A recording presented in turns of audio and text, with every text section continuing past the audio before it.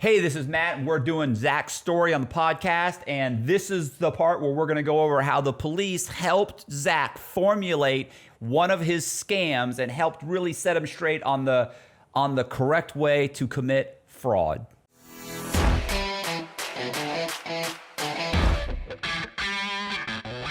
So I'm trying to remember because at some point we went on the run, and I think somebody introduced some other fraud to us that kind of gained our interest, and we got caught up because she went into a bank. We tried to cash a check, and they became a warrant out, I think, for my arrest. And so we decided to go on the run, and we ran to live in Atlanta. We just packed up our crap in a rental car and dashed to Atlanta. So we a rental car that you rented on a corporate card? Yes. Listen, I had infinite, like, so the folders were like this thick, right? Right. And so it took each page had a number on it. So what we decided to do was we'll just write the numbers on a piece of paper. So like a folder had a full sheet. So like after about January, February, about June or July, we had like 7 sheets full of card numbers. I'm like, okay, that's enough. That's plenty. And we just scratch them out as well, pick another number. Okay, let's this one. It's just, it was unbelievable. So rental car, we would do hotel rooms where we would fax copies of, it was, if a card number was needed, we were able to provide the card number. Right. All right. So that's how we lived for about a month and a half. We met up with our tech guy that helped us out. His name was Neo. Right. And he enhanced. And Neo, you had met during your jail sentence, right? Yes. Yes. In Cobb County. Right. Which always kills me is that they lock me up to prevent me. Yeah, they lock people like it's you go to jail and you meet a bunch of guys that are like-minded, and if you don't change your attitude, then you just become a more lethal criminal by going to jail. Like you go to jail, like I think I was, when I went to prison, like I feel like now I had like a GED in fraud, because I got out and I thought, boy, if I wanted to do it now. America did a study in like there was a point where America did a study on jails, and I want to get the information for your subscribers. And they had people study the effects that jail has on criminals. Right. And just what you said, this place is not going to stop crime. It actually promotes crime. Oh yeah, it makes you like my mindset. If I if at some point I say, hey, you know what I'm saying? Like I'm gonna start committing fraud. Like I'm gonna be 10 times as dangerous. Yes. Especially like knowing how they calculate victims. Like I always felt like I went out of my way to try to not have it, hit any individuals. Like I felt like I in my mind I was targeting banks. I was trying to I didn't want. Now doesn't matter if they're real people or banks or whatever. You're getting charged the same amount of money or the same amount. Like they're gonna be. It's gonna be just as harsh. So it's like, okay, so why spare anyone? And like if none of that's taken into consideration, well then guess what? Like now I'm just cutting everybody's throat, And as far as like how to launder money, like my way of getting money out of the bank was you go in the bank, you get cash out. Right. Like I had no idea of how to buy. Like you can buy diamonds, you can buy silver, you can buy or any type of precious metals. You can buy it from one place, walk across the street, sell it, get yourself a check, put it in a corporate account. I'm like, there's so many ways to launder money now. I know now. Never knew any of that before prison. So someone told America like that is the worst thing you could do is start incarcerating people, and America's like, but it feels good. It does, but it gets us votes. So anyway, that's a whole other topic. So anyway, you were saying, so you got your Stacks credit card, you go on the run. You're on the run with Madison. With Madison, we had another friend named Chris that we were kind of supporting. And like we were all doing rental cars. We all kind of hustled together. Because when Madison and I left for Atlanta, Chris you mean Neo? No, Neo was the tech guy that I met in jail and that I hooked up back with. And he helped the hotel. He helped everything we do because he took whenever we fax the paperwork for a hotel, the card was always too dark for you to read the numbers. Right. So we would write the numbers on the sheet. We did a primitive version. Neo said, you know what? I can, in Photoshop, make the identical card. Just give me a copy, the front and back of a Visa card, the front and back of a MasterCard, the front and back of a Discover card, and the front and back of American Express. So we got him a front and back of all those cards and the front and back of an ID. So he made all that interchangeable. So now I can actually put the numbers on the front of the card and on the back of the card. And then fax it over to And them. then fax it over. That's what allowed us, whenever we faxed information over, like I just made up the number. So they've got the ID and a card. They think they've, like, when the hotel sees it, it's like, okay, cool. Now, a fax machine for you children is a device that basically is like scanning. It's like scanning a document and then you can, it. and then, but it automatically sends it. Yes. So you scan it as opposed to now you just take a picture with your phone and it's yeah. But They now don't your know- phone scans things. Yes, they don't know that. They don't know that. Oh, okay, They're sorry. young Yeah. and they think they. Listen, my favorite video is when the father asks these two kids who are like 14 and 15 years old. He gives them an old rotary phone and he says, "Dial this phone number." And I think he tells them something like, "I'll give you $100 if within the next 5 minutes you can figure out how to dial this phone number." And the kids are trying to dial the phone number on the dial with the rotary phone. Like they're like, okay, so the first number is like 8. So they 8, okay. Okay, now look, you hang it up, and then they hang it up. Okay, so and the kid's like, no. He's like, no, you hang it up because that's like enter. That's like enter. So like it's like one enter. That's how they used to do. Like they're trying to, and the fathers, like the adults in the room are going, this is insane. Like they can't use a rotary phone. So you can imagine you say fax, people are like, I don't understand. Like They can't use a rotary phone. Listen. I want to see that video. Oh, it's hilarious. My friend Stacy said her friend went into the bank the other day to open a checking account for her son, and they pull out the card for him to sign the signature card, and the kid writes out his name. The guy goes, here, you sign here. And he goes, okay. So he writes out his name. And he goes, no, you have to sign your name, your signature. And he goes, What's that? what do you mean? Because they don't teach cursive anymore. No. So the kid who's like 15 or 16 years old has no idea what a signature is. He's never, because he doesn't have to sign it. He writes his name. And they sat there. So the mother had to like go home and show him how to sign his name in cursive. Yeah, bro. Yeah. It's a different world. Yeah, it's horrible. It's a different world. So, yes. On the run. Yes. So we were on the run. I mean, we all got caught up for this. Eventually, we went to jail and did time in Georgia. Madison got a charge in Florida behind like getting a taxi with card numbers that I had. I mean, like that's why I say the credit card fraud. So here's what kills me. So you guys have hundreds of thousands of dollars at this point. You've got a chunk of money. Yes, with the bill pay, we had a chunk of money. And you're still stealing hotel rooms, never paid. Never paying with your own money, No. ever. So if it's $50, here, give them a credit card. If we're going to the restaurant and it's $30, give them a credit card. Like, when you're directly involved, like I've never done that. To me, it's like, here's my scam, and that's separate. I live as Matt Cox, and I pay all my bills with cash or with real money that's in a bank account that says Matt Cox. That says like everything. If I go and I'm buying a T-shirt or something, I use Matt Cox. I use it's always with the credit card that's in my name. It's always me. I always separate those two things because I don't want one to link directly to me. Like if something goes wrong over there, I don't want it finding me here. Well, you know who taught me that, Matt? A police officer. Because I got arrested because, just like I said, I used to have everything come to my house. Right. And so when I got the card numbers, initially my electric bill was due and they were going to turn it off. So I took a card number and I paid the electric bill. Right. So what happened is when the police officer came to my job and arrested me just to make sure I got fired, he put me in the car and he said, "You're stupid." Excuse me? He goes, "You're stupid." I go, "What do you mean?" He goes, "You took a stolen card and paid your electric bill." Right.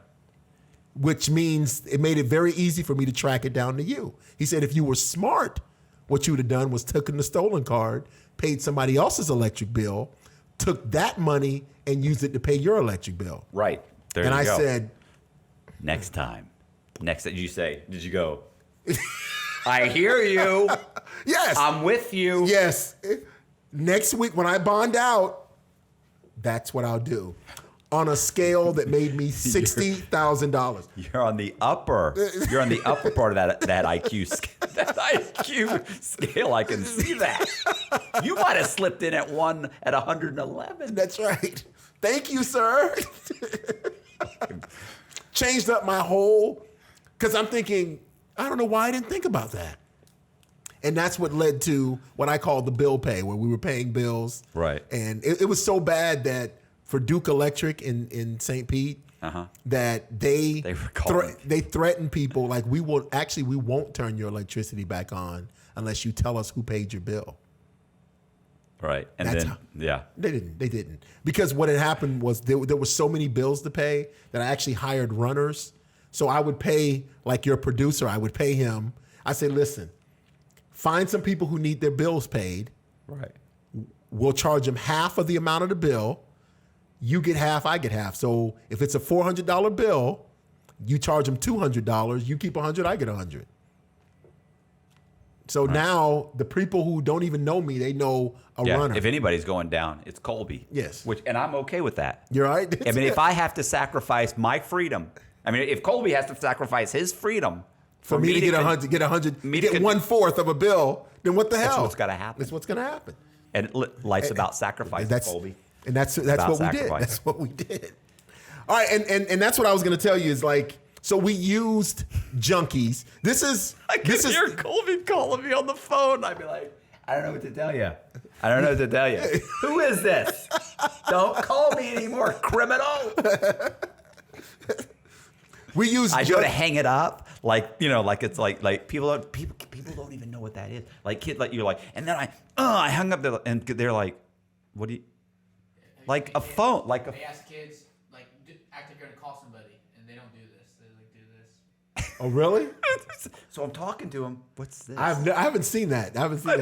It's my cell phone. It's my cell phone. These things suck to talk on the phone. Do you know how many times I turn around and I'm like doing all kinds of like my face is like it's checked it's my face has jumped into my Wells Fargo app and I'm looking I'm scrolling through. Yeah, I know what you're talking about. I'm 3 months behind now and I'm like, what did I buy 4 months ago? So, all right. Sorry. Anyway, so I this is where I learned that we can have runners and other people to do our bidding, which keep us at a safe distance.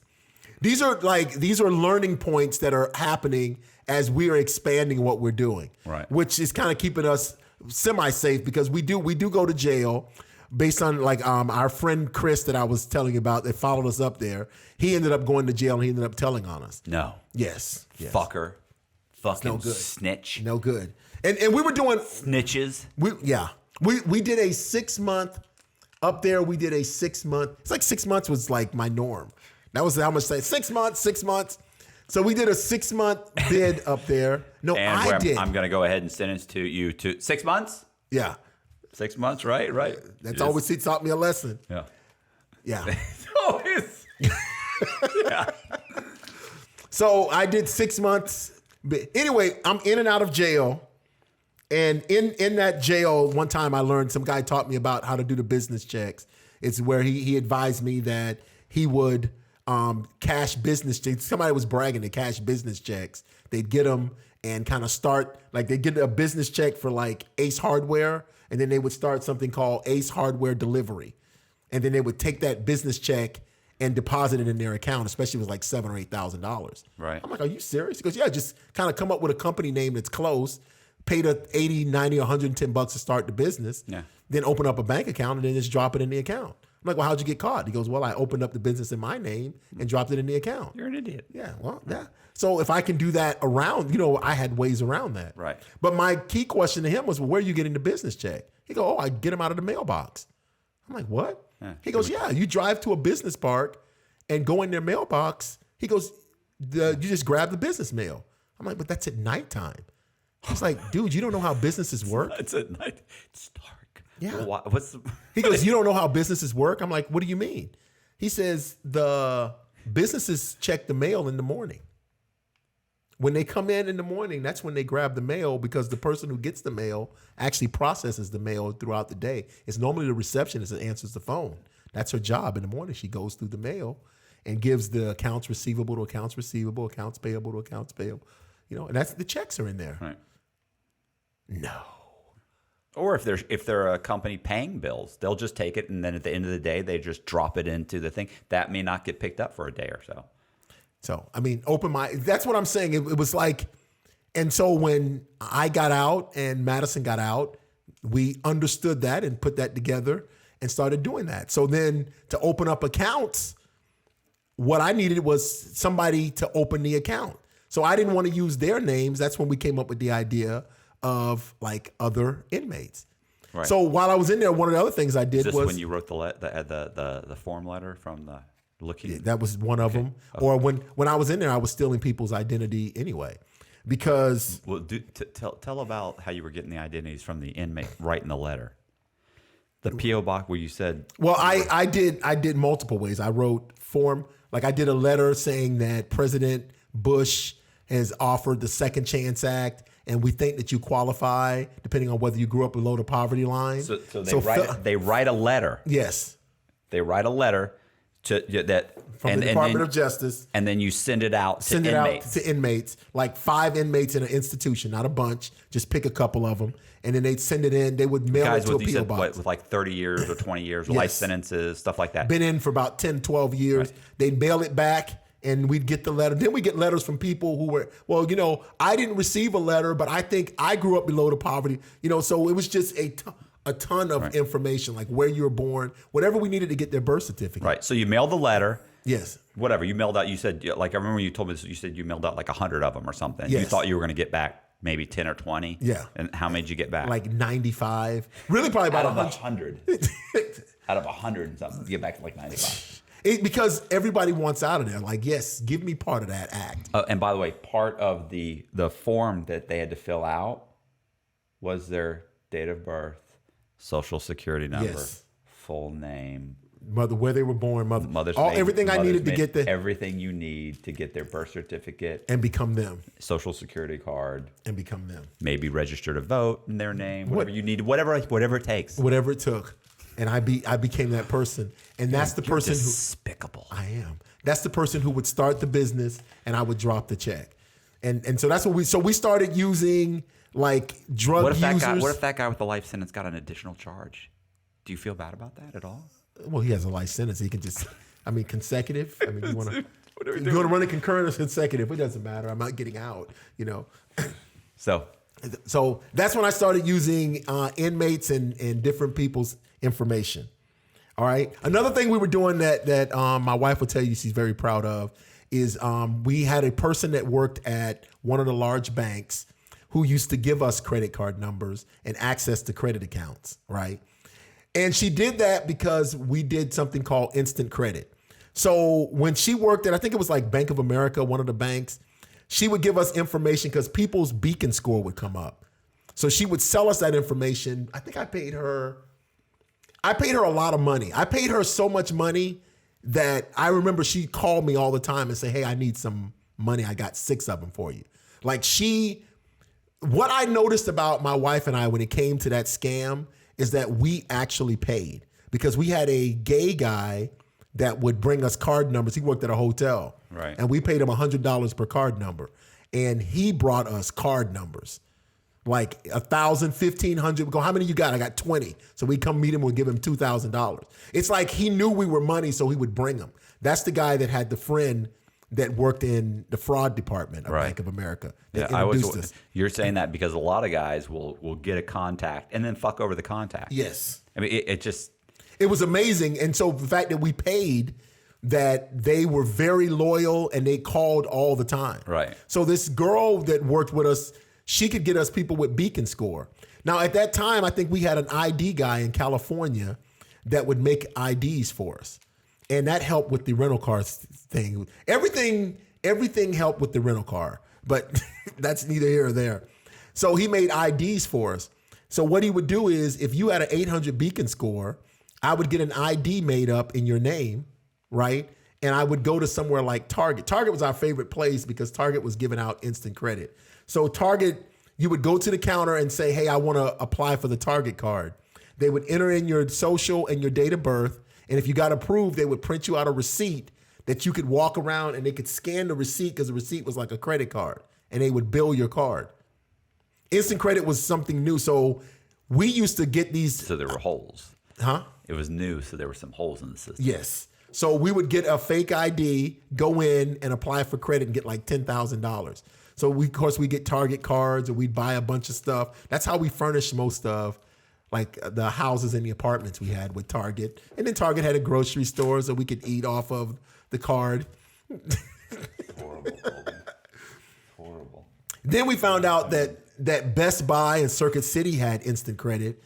But what they would do is they would ask you, they had a loop of security where they would ask you questions that only you would know. Like they'd ask you, what color was the 2002 Chevrolet that you owned? Right. You know, things like, what color was your Cherokee? What do you have Me? Yeah. Now? Yeah.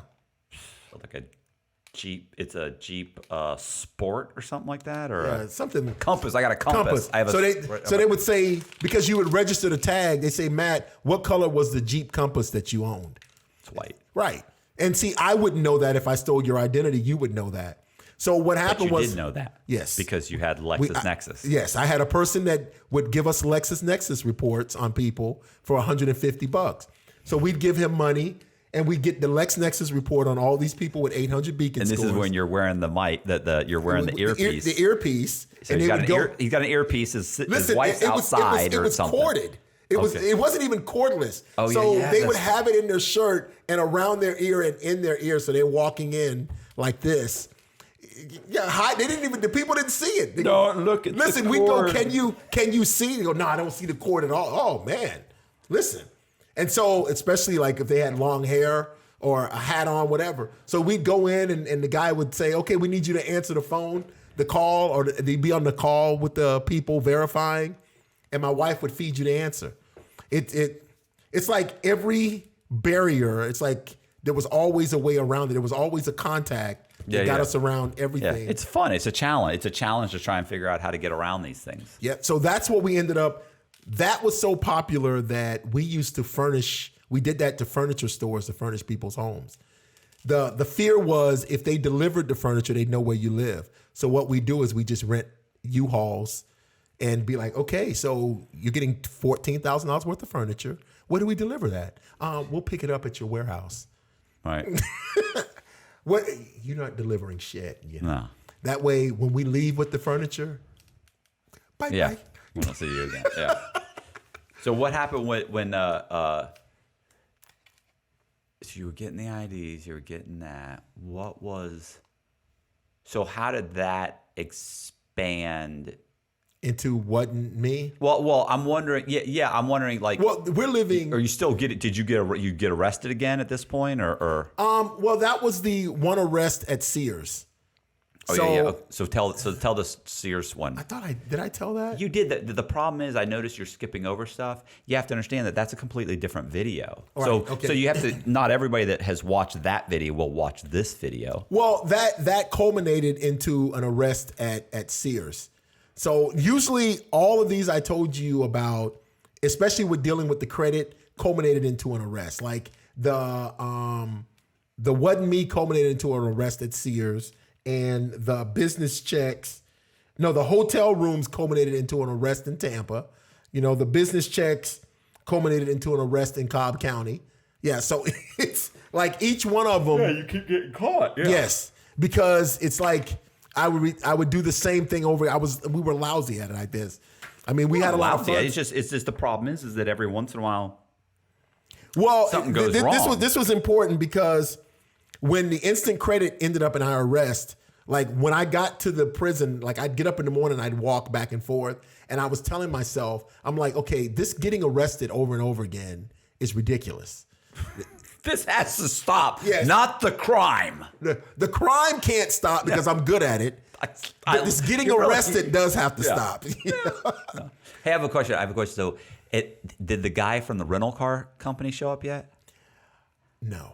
Okay. This all is around wasn't me, and it's the next. Okay. All of this culminate because so the rest at Sears happened when we were in the Sears store we were doing a 60-year-old guy, and I'm like in my 30s because I'm in my 50s now, but I couldn't pass for 60 back then.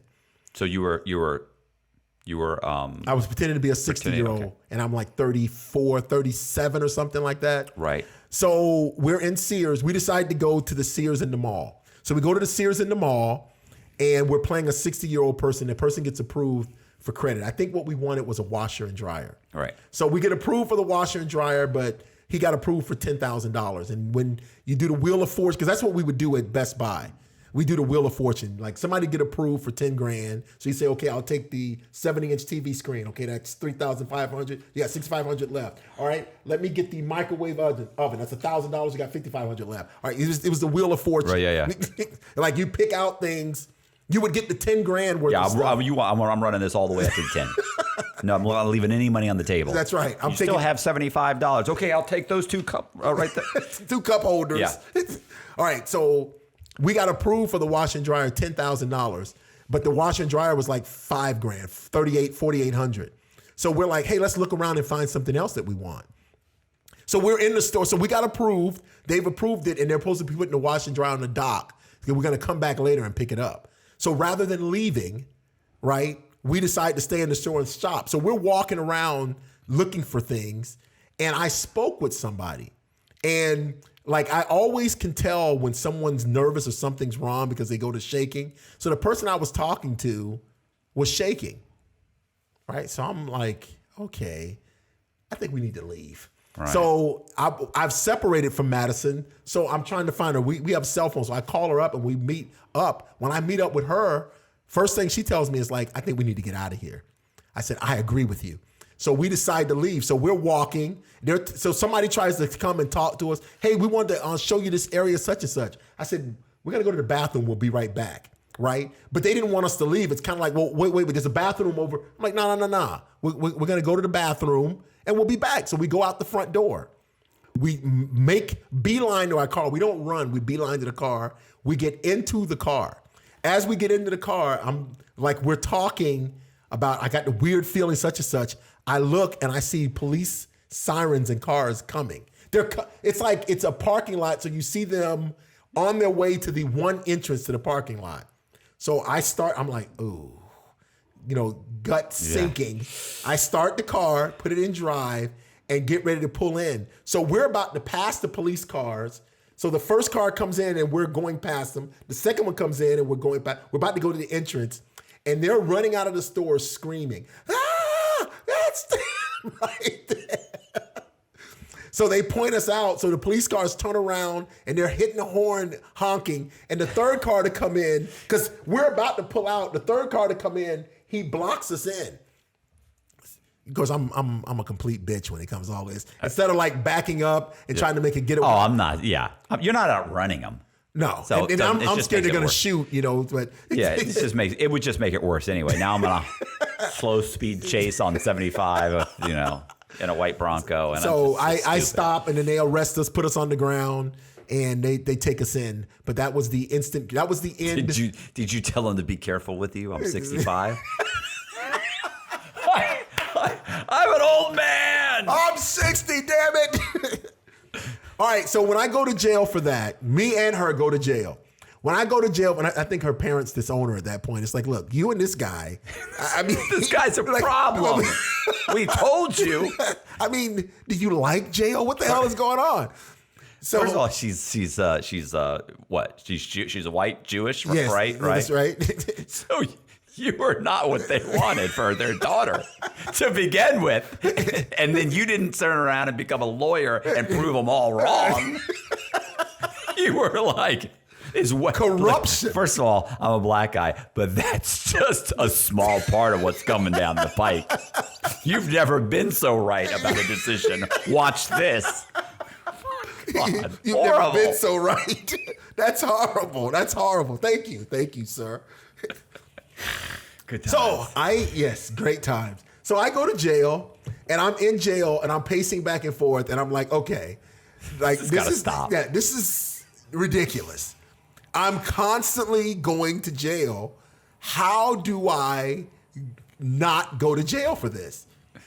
And I come up with the fact that I probably need people to do stuff for me. I've got to stop being firsthand. I got to have people do things for me. No, you need a block. I need people to take the fall for me. Correct. That's the problem. Also, Crash and test what I left out was, I met with the guy from the Bank of America. Okay. Right? And he's the one that introduced me to the Wasn't Me. Right. So at this point, the person works at the bank that's getting credit card information and selling you, they put you in contact with someone that works in the fraud department. Right. And that person in the fraud department, when I met with him, I was trying to ask him, how do I fraud the bank? Right. Like how, if I get someone's account number, if I order checks. You do understand how amazing it is that you went so far.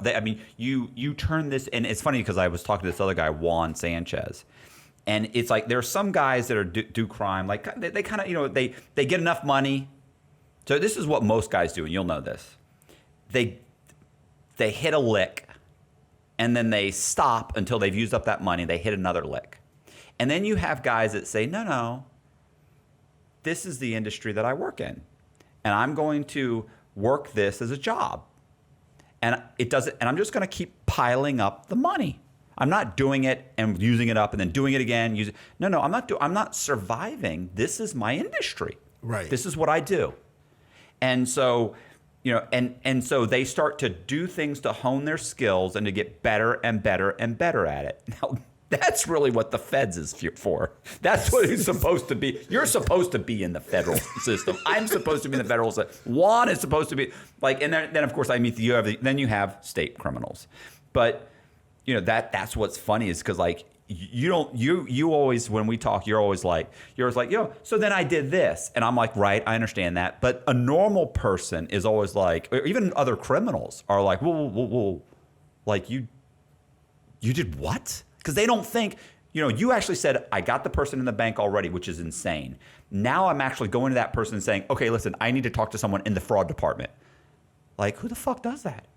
No, I need to expand. I need to tighten up my system. I need to go ahead and I need to figure this out. Like, you took the extra step of having a guy meet you at like a Shoney's, you said, or something, yes. I forget, and paying him to I go paid ahead him to let me interview him. Right. And matter of fact, whenever I dealt with and this was a gay guy, and it was his partner. So his partner was giving us card numbers because he worked in a hotel. And so he would come to our car, and Madison, or my wife, would ask, who's that in the car? She'd go, oh, that's my boyfriend. But he doesn't want to talk. He doesn't want to go anywhere near you guys because he works in the fraud department at Bank of America. I'm like, really? Nice. Yeah, but he was afraid of us. Yeah. He's like, he didn't want to get in trouble. Right. Yeah. So I'm like, but I want to talk to him. So we offered him like $2,000 to talk to us. If he would just give us an hour, 30 minutes of his time at a restaurant and talk to us. So he agreed.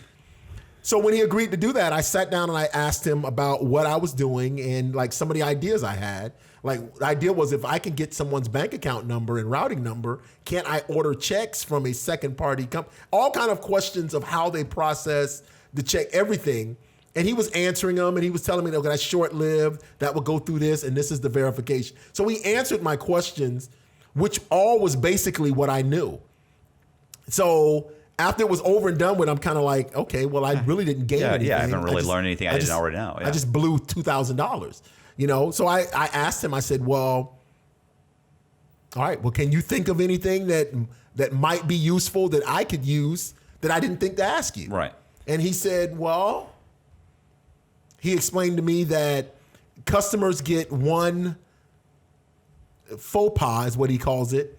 He says that if you were to open an account, take money out of that account, right, and then call us and tell us that it wasn't you that took that money, he goes, the bank is obligated to pay you back. Right. I said, oh, okay, that sounds about right, because I've known all my victims to get paid back. Right. He goes, yeah, but even if it's obvious that somebody didn't steal that money. Right. So I said, what do you mean? He goes, the other day I had a call from a guy, and every day he visited an ATM machine and pulled money. Right. Right. And on a day he pulled he pulled the money yesterday, and then he called me the day after to say, hey, that wasn't me that did that transaction, right? But I'm saying to myself, but every day you go to that same machine. So on this day, was it you? Yes. On this day, was it you? Yeah. But yesterday, it wasn't you. Yeah. And he told his manager that he's like, I think he did it.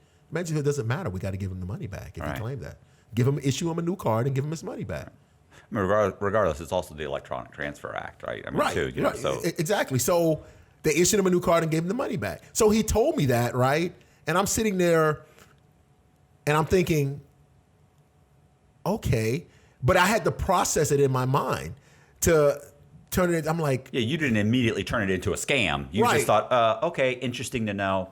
right, thank you, blah, blah, blah, when they left. And then it hit me. It's like, oh, this guy's telling me that if I took money out of my account and told the bank that it wasn't me that took the money out of the account, they're going to give me that money back. Right. So I'm explaining that because we get in the car and my wife's like, well, that seemed like it didn't go. And I'm like, well, I go, think about what he just told us. So our concept of that was, so we went and pulled the money out of her account immediately, which was postal money orders. And she went to the bank and said, hey, that wasn't me that took that money out of the account. And they put it right back. Nice. And then you said that she deposited the money back. Yes. Then she actually deposited the postal money orders back in the same account. Right. That they had just given her the money back for. Right. Like that's just I want to give her credit and say that's ballsy, but I'm thinking it's just stupid. No, I think like it's that's ballsy. just It's risk. ballsy. That's totally fucking like why take that risk? But anyway, so we like, that's nothing. So go ahead. Sorry. All right. So that concept's in my mind and I haven't acted on it. I just know I have that concept. I think we did like one or two things. But once I went to jail for the instant credit and I'm walking the pier, like I'm asking myself of what do I need to do? Because I'm tired of going to jail. I'm like, okay, obviously I'm not a good criminal. So either I need to become an excellent criminal or I need to stop. Right. So that's what I'm pacing back and forth. And then I tell myself, I'm like, here is the answer. Not only do I need to not be the person doing it, but I also need to commit the crime where the police don't get called. Or I'm the person that calls the police. If I'm both the perpetrator and the victim, Yeah, then there's no crime. there's no Right. crime. Right. And even if there is a crime, it certainly doesn't lead to you. Right. So That's what I put together as a concept. And that's when I started telling myself, okay, once we get out of this, here are the steps that I need to make to put all that together to build on that. right. And that's what happened when we had that 2-year run when we got out and purchased a home in Tennessee, Georgia, and Utah. Hey, listen, this is one part of a seven-part series that we're doing on Zach and Zach's story. It's probably going to be around 3 hours long. So if you're not subscribed, you want to make sure you get all the notifications and check out the whole story. Do me a favor, subscribe, hit the notification button, and share the video, leave a comment, do the whole thing because it's a great story. And check this out.